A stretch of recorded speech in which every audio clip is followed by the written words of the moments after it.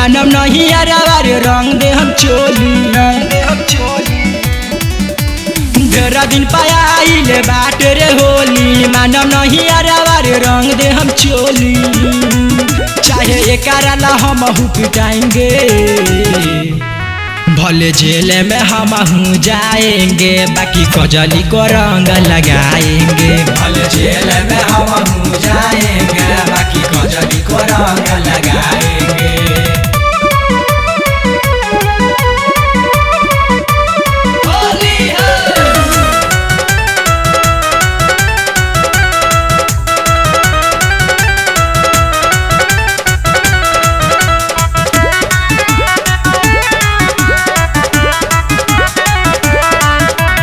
गोरे गोरे गलिया परंगा वाला गाएंगे अशोक होली छुछन बिताएंगे।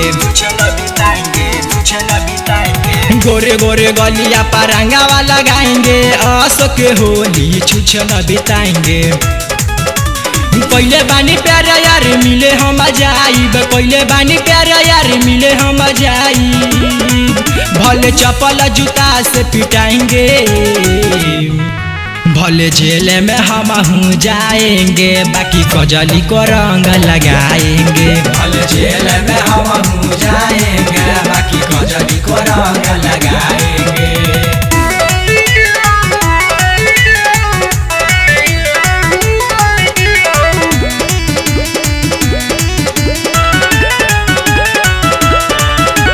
होली के बहाने हम घरे होकर जाएंगे कौन खिंचला के मिलेला बोलाएंगे। होली के बहाने हम घरे होकर जाएंगे कौन खिंचला के मिलेला बोलाएंगे। विकास विद्यार्थी के लगी नहीं पाता सनी मनोज के लगी नहीं पाता नहीं केहू से हम डराएंगे।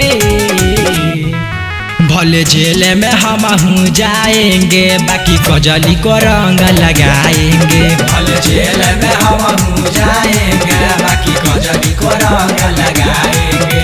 ढेरा दिन पायाइले बाट रे होली मानव नहीं अरवार रंग दे हम चोली। चाहे एकारा ला हम पिटाएंगे भले जेल में हम जाएंगे बाकी कजली को रंग लगाएंगे। भले जेल में हम जाएंगे बाकी कजली को रंग लगाएंगे। भले जेल में हम जाएंगे बाकी कजली को रंग लगाएंगे। भले जेल में हम जाएंगे